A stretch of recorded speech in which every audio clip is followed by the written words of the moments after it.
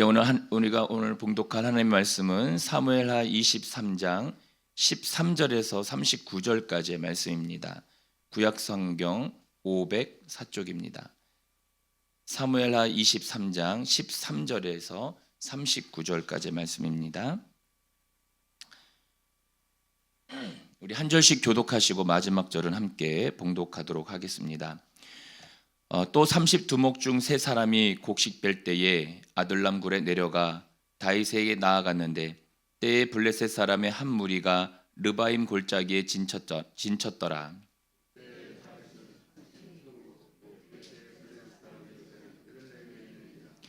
다윗이 소원하여 이르되 베들레헴 성문 곁 우물물을 누가 내게 마시게 할까 하매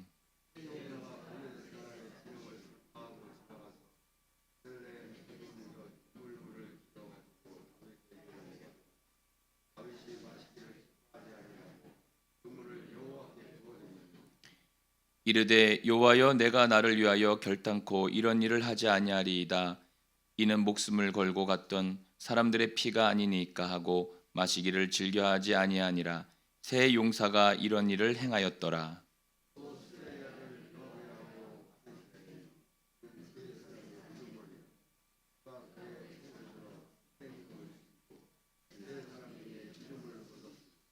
그는 세 사람 중에 가장 존귀한 자가 아니냐. 그가 그들의 우두머리가 되었으나 그러나 첫 세 사람에게는 미치지 못하였더라. 또 갑세엘 용사의 손자 여호야다의 아들 분야야이니 그는 용맹스러운 일을 행한 자라. 일찍이 모압 아리엘의 아들 둘을 죽였고 또 눈이 올 때에 구덩이에 내려가서 사자 한 마리를 쳐 죽였으며 또 장대한 애굽 사람을 죽였는데 그의 손에 창이 있어도 그가 막대기를 가지고 내려가 그 애굽 사람의 손에서 창을 빼앗아 그 창으로 그를 죽였더라. 여호야다의 아들 분야야가 이런 일을 행하였으므로 세 용사 중에 이름을 얻고 30명보다 존귀하나 그러나 세 사람에게는 미치지 못하였더라. 다윗이 그를 세워 시위 대장을 삼았더라. 요압의 아우 아사엘은 30명 중에 하나요. 또 베들레헴 도도의 아들 에라난과 하롯 사람 사뭇과 하롯 사람 엘리가와 발디 사람 헬레스와 드고아 사람 이케스의 아들 이라와 아나돗 사람 아비에셀과 후사 사람 무분네와 아우아 사람 살몬과 느도바 사람 마아레와 느도바 사람 바하나의 아들 헬렙과 베냐민 자손에 속한 기브아 사람 리베의 아들 이때와 비라돈 사람 브나야와 가하스 스네가에 사는 이때와 아르바 사람 아비알본과 바르흠 사람 아스마웻과 사알본 사람 엘리하바와 야센의 아들 요나단과 하랄 사람 삼마와 아랄 사람 사랄의 아들 아이암과 마아가 사람의 손자 아이스베의 아들 엘리벨렉과 길로 사람 아이도벨의 아들 엘리암과 갈멜 사람 헤스레와 아랍 사람 바아레와 소바 사람 나단의 아들 이갈과 갓 사람 바니와 암몬 사람 셀렉과 수르야의 아들 요압의 무기를 잡은 자 부에롯 사람 나하레와 이델 사람 이라와 이델 사람 가렙과 같이 있습니다. 햇사람 우리아야 이상 총수가 37명이었더라. 아멘. 기도하겠습니다. 할렐루야. 거룩하신 아버지 하나님 감사합니다. 거룩한 주일을 주님 앞에 정성으로 섬기고 또 월요일 이 새벽을 깨워 주님 앞에 나와 예배하는 우리 귀한 성도님들을 기억하여 주옵소서. 특별히 이 시간 하나님 앞에 아뢰는 모든 기도의 제목들마다 하나님 받으시고 특별히 하나님께서 간구하는 기도 또 하나님 앞에 자백하는 기도 또 여러분 하나님 앞에 올려드린 모든 하나님의 은혜로 드리는 기도를 하나님께서 응답하여 주시옵소서. 특별히 이 시간 1,000번째 예물로 영광 돌리는 손길을 축복하여 주시고 저들의 삶에 하나님의 찬양이 떠나지 않도록 인도하여 주시옵소서. 감사드리며 예수님의 이름으로 기도드립니다. 아멘. 네, 할렐루야. 네, 이 새벽에도 주님의 은혜와 축복이 함께 하시기를 축복합니다. 오늘 이제 말씀을 보면서 어떤 사람이 인생에서 성공한 사람일까라는 생각을 해봅니다. 뒤에서도 얘기하겠지만 다윗의 인생에서 자기를 도왔던 사람들을 이렇게 성경에 기록을 합니다. 사울 왕도 자기를 도왔던 사람이 3천 명 가량이 있어요. 그런데 그 사람들은 이름이 없습니다. 이걸 보면서 과연 우리는 주님의 그 생명책에 우리의 이름이 적힐 수 있을까? 이렇게 적혀서 정말 이렇게 기쁨으로 살아갈 수 있을까? 그런 생각을 한번 이 아침에 해보게 됩니다. 그러면 어떤 사람이 성공한 사람일까요?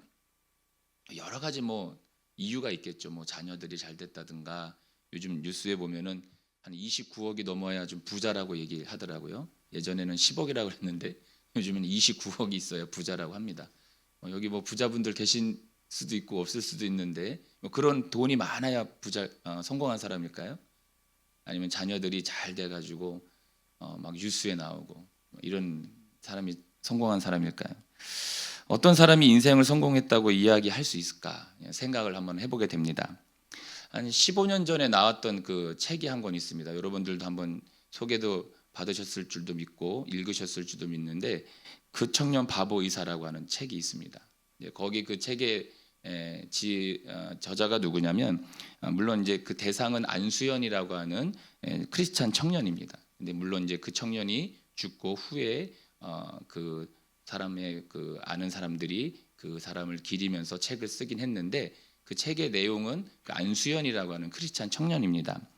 이 청년은 이제 어떻게 보면 의사예요. 의사인데 하나님의 가르침대로, 하나님의 은혜대로 사람들을 정말 하나님의 말씀으로 생명처럼 귀하게 여겼던 사람입니다. 그리고 그렇게 하나님의 은혜로 사람들을 치유하고 또 그 마음까지 헤아렸던 그런 사람 중에 한 명입니다.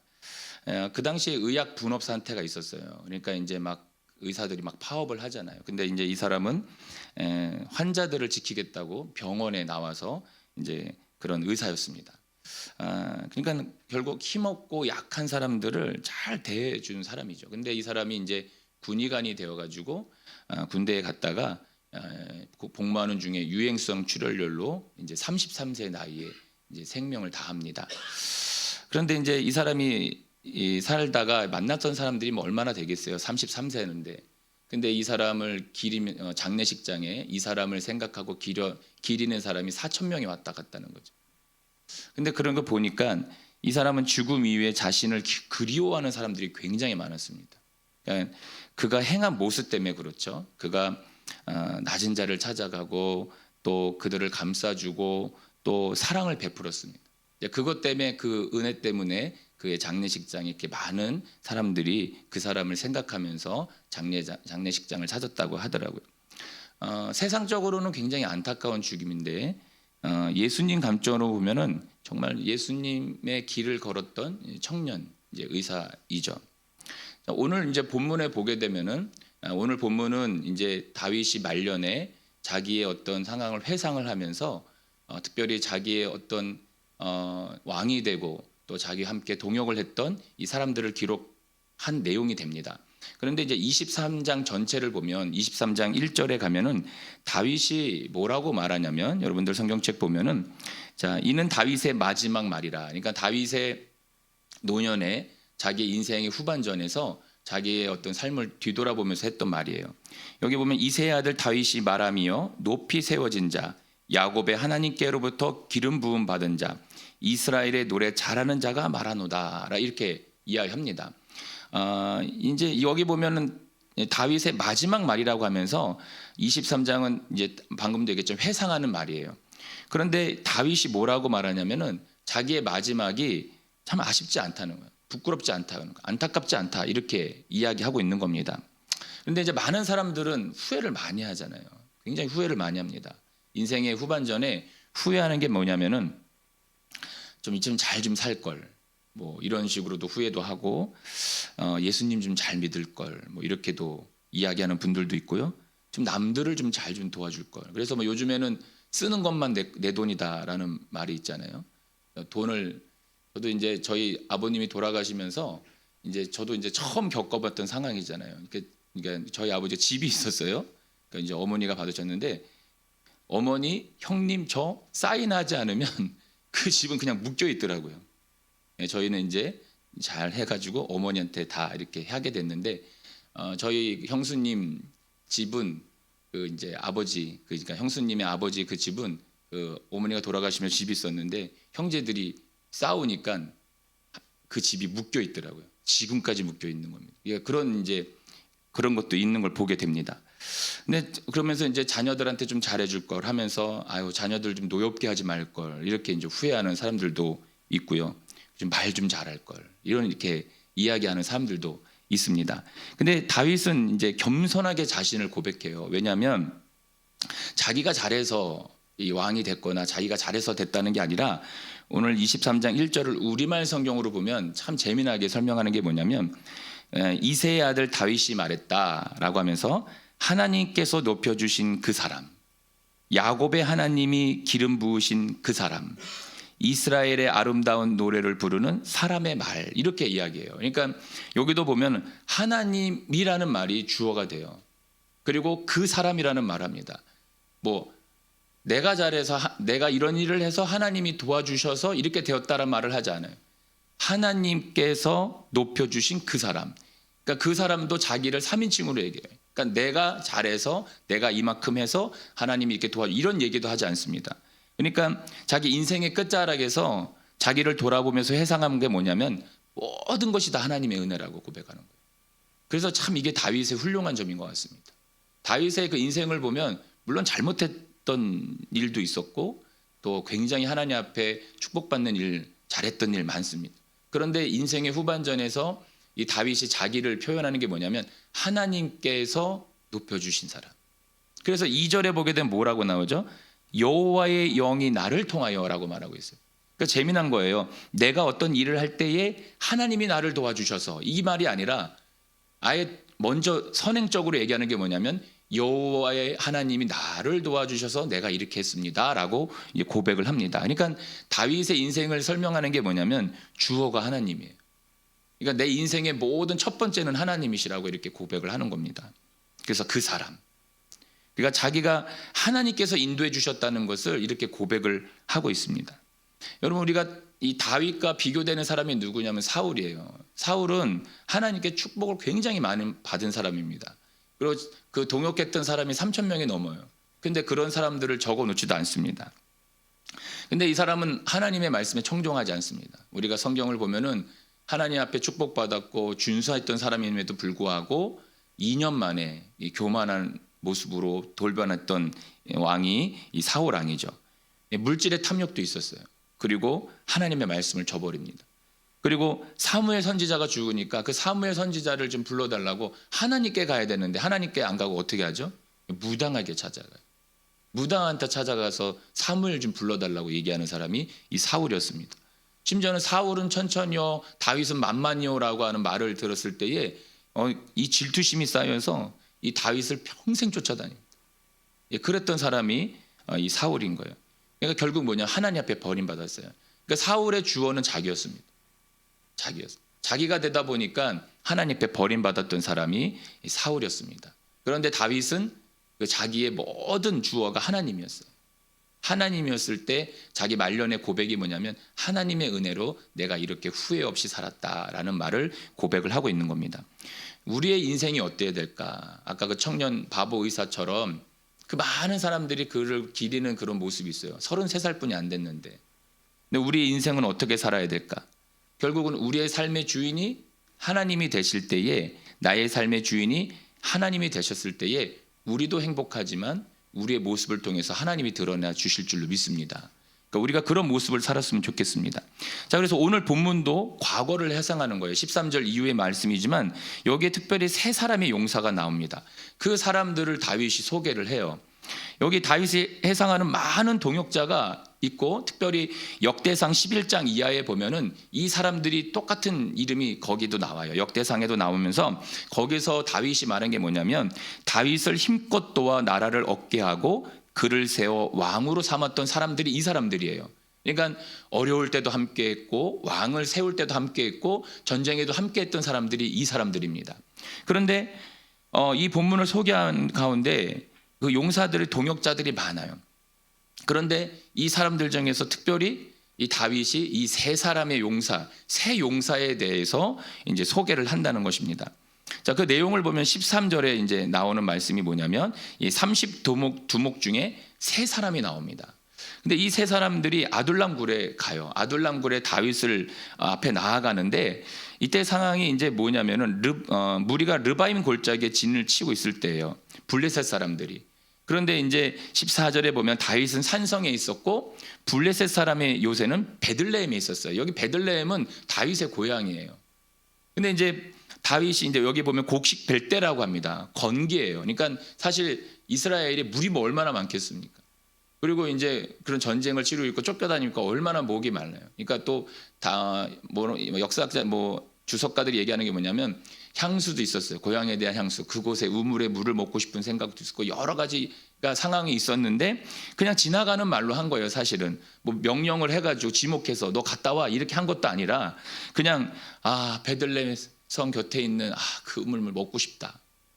누가 나한테 좀 떠다 주면 안 되나? 그냥 이렇게 지나가는 말로 했어요. 근데 그 말을 듣고 이 세 사람의 용사가 블레셋 진영을 뚫고 들어가서 그 성문 곁에 있는 우물물을 뒤로다가 다윗에게 줍니다. 물론 다윗이 그 물을 먹진 않아요. 왜냐하면 그 세 용사의 핏값이니까. 그리고 하나님 앞에 부어드립니다. 부어드린다는 말은 관제로 쉽게 얘기해서 하나님 앞에 드렸다는 얘기예요. 그러니까 얼마나 그게 귀하다는 것을 다윗이 이제 표현한 이제 말씀도 여기 이제 14절, 16, 17절에 나오는데 여기서 의문이 드는 거예요. 도대체 아니 목숨을 바쳐가지고 적진까지 들어가가지고 물을 떠올 일이 될까? 라는 생각을 해보는 겁니다. 그러니까 어떤 전쟁의 전환점 때문에 적진에 들어가서 몰래 침투해가지고 뭐 적장의 목을 뭐 가져온다든가 뭐 전쟁의 어떤 전환점을 일으키는 뭐 큰 일을 한다든가 이런 게 아니라 이 세 용사가 그냥 다윗이 그냥 지나가는 그 말을 듣고 목숨을 바쳐서 그 블레셋 진영을 뚫고 들어가서 그 물을 떠다가 다윗에게 갖다 줬다는 겁니다. 왜 떠올까? 아니 굉장히 그러니까 의문이 드는 거예요. 왜 떠올까 도대체? 아니 목숨을 아끼지 않고 떠올 그런 이유가 되나? 다윗이 도대체 뭐 어떤 사람이길래 그 세 사람은 목숨을 바쳐서 이 물을 떠올까? 목숨을 내놓을 만한 어떤 충성을 할 만한 뭐가 있기에 도대체 그 물을 떠올까? 고민하다가 결론은 그거예요. 그러니까 다윗을 통해서 이 세 용사가 큰 영향을 받은 겁니다. 어떤 영향을 받았을까 했을 때 여러분 아둘람 굴에서 이 다윗이 이 세 용사 특히 그 모여 있는 많은 사람들에게 사랑을 줬고요. 그리고 가슴으로 그들을 품었습니다. 그러니까 처지가 뭐 어렵고 힘든 사람일지언정 정말 그 사람들을 사랑으로 품었고 그리고 그들을 가슴으로 품었고 그들의 마음을 헤아렸고 그들의 어려움을 들어줬던 사람이 이 다윗이었다는 겁니다. 그러니까 결국은 은혜로 갚은 사람들이 이 세 용사인 거예요. 그러니까 목숨을 바칠 만큼 다윗에게 큰 영향을 받았고 심지어 더 큰 영향은 뭐냐면 하나님이 누구신지를 이 다윗을 통해서 깨달은 게 이 세 사람이었던 거죠. 그러니까 이 세 용사가 힘들고 어려울 때 이 다윗을 통해서 정말 어떻게 보면 은혜를 받은 거죠. 은혜를 받아서 그 하나님이 누구신지를 알고 그 공동체에서 충성할 수 있는 분은 다윗과 같은 사람 해서 그 적진에 들어가서 물을 이제 길어 오게 된 것입니다. 그러면서 이제 이 말씀을 보면서 나를 뒤돌아봤어요. 물론 성도님들도 오늘 이 말씀을 통해서 뒤를 돌아보겠지만 나는 과연 사람들에게 아낌없이 사랑을 줬는가라는 생각을 해보는 거예요. 물론 자식 같으면 아낌없이 사랑할 수 있죠. 그렇죠, 여러분? 자녀들 같으면 내 자녀들 같으면 아낌없이 사랑을 합니다. 열심히 일해서 더 주고 싶고 사랑을 베풀고 싶은데 그럼 그 위에 사람들에게는 어떻게 하냐는 거예요. 그 사람들에게 사랑을 베푸는가? 타인이 어려움에 처했을 때 그 사람들의 마음을 헤아려 주는가? 필요한 것들을 채워주는가? 이런 이제 물음표가 저에게 달리더라고요. 근데 진짜 더 중요한 것은 뭐냐고? 그런 사람들에게 하나님이 누구신지를 내가 보여줬냐? 이런 물음표가 달리더라고요. 그래서 나는 그 첫 번째 그 청년 바보 의사처럼 나를 또 찾아와 줄 사람이 있는가? 라는 생각을 해보는 겁니다. 여러분들 인생 말년에 이제 하나님께로 부름을 받는 어느 시점에 나를 뒤돌아봤을 때 나를 찾아봐 줄 수 있는 사람이 몇 명이나 될까라는 생각을 해보는 겁니다. 전도서 11장 1절에 보면 이 말씀이 있어요. 너는 내 떡을 물 위에 던져라. 여러 날 후에 도로 찾으리라. 이 말씀이 있습니다. 여러분, 베푼 것은 분명히 돌아옵니다. 그리고 어제 이용주 목사님이 정말 그 간증을 오후 예배 때 해주셨는데 은혜 받았습니다. 그러니까 이 말씀이죠. 베풀면 하나님이 채워주십니다. 사랑을 베풀면 다시 돌아옵니다. 그 마음을 헤아려 주면 다시 돌아옵니다. 그 사람들을 품어주면 다시 돌아옵니다. 그러니까 다윗이 그 아둘람 굴에서 그들을 품었어요. 그 600명이 넘는 사람들을 품었습니다. 근데 그 세 용사는 자기의 목숨을 바쳐서 진영을 뚫고 들어가 그 물을 기르왔다는 거예요. 그 다윗에게 받았던 은혜가 있던 겁니다. 그것을 감사로 돌렸던 것이 이 세 용사였던 거죠. 그러면 성경의 원리대로 살면은 우리 모두가 행복할 수 있습니다. 그리고 우리 성경의 원리대로 살면 다시 돌아온다는 거죠. 그러니까 결국 우리에게 하나님이 원하시는 게 뭐냐면 그 사람들을 헤아려 주는 겁니다. 뭐 들어주기도 하고 마음을 만져주기도 하고 사랑하고, 우리 자식만이 아니고 우리 손주만이 아니라 우리 공동체 안에 있는 형제 자매들을 사랑하고 품어주고 필요를 채워줄 때에 하나님께서 역사해 주시는 줄 믿습니다. 그때 그런 동역자가 생기는 거예요.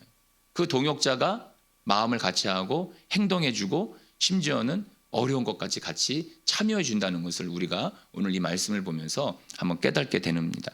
근데 그 뒤로 나오는 사람들이 누구냐면 아비새와 분하야라고 하는 사람 두 사람이 나옵니다.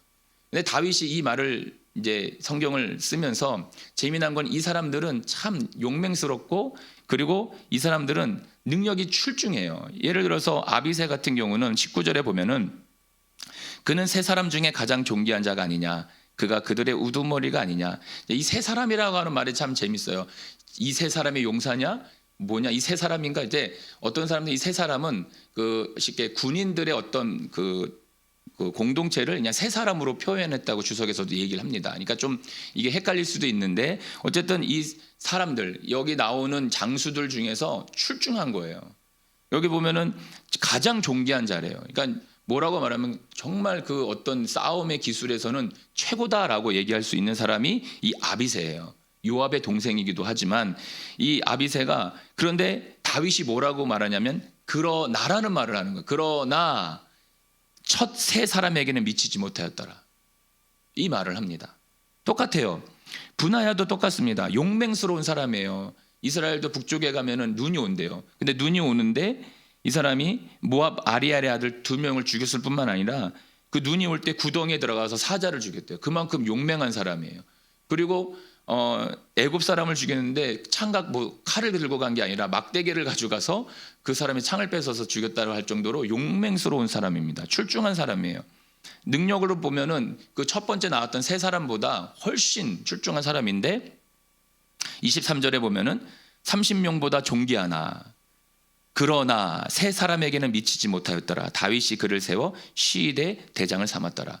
그러니까 어떤 능력에는 출중한 거예요. 시위 대장을 시킬 정도로 어떤 그런 준비된 사람이고 출중한 사람이긴 하는데 그 첫 번째 얘기했던 세 사람에 비해서는 여러분 그러나라는 말을 통해서 다르다란 말을 지금 다윗이 하고 있는 겁니다. 그러니까 뭐가 다를까라고 했을 때 이 사람들의 능력은 좋지만 어떤 어려움을 들어주고 그런 필요를 채워주고 마음을 헤아려주고 이런 사랑을 베풀고 하나님에 대한 어떤 큰 사랑들이 좀 부족하지 않았나, 이런 묵상을 해보게 되는 겁니다. 그러니까 오늘 이 말씀을 통해서 하나님께서 우리에게 원하시는 게 뭘까를 생각해 보는 거예요. 정말 우리가 하나님 앞에서 어떤 삶을 살아야 될까 했을 때에 하나님이 보시기에 그러나라고 하는 삶을 살면 안 될 것 같아요.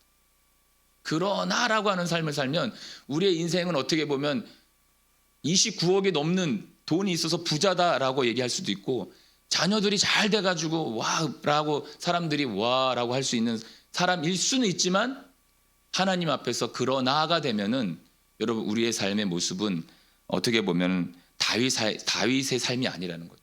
주어가 하나님의 삶이 아닙니다. 주어가 하나님이 될 때에 그러나라는 말이 빠지고 우리 삶 가운데서 하나님이 드러나고 또 우리를 통해서 많은 사람들을 품고 공동체 안에서 큰 은혜와 축복이 우리에게 있다는 거죠.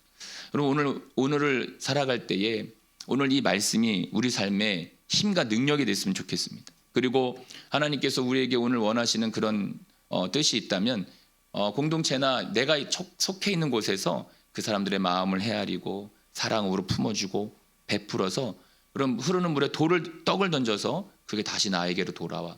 그 은혜와 감사가 우리에게도 있고 또 그 사람들을 통해서 나에게도 다시 돌아올 수 있는 그런 삶을 사는 저와 여러분이 되었으면 좋겠습니다. 정말 중요한 건 뭐냐면 나를 통해서 하나님이 드러나는 겁니다.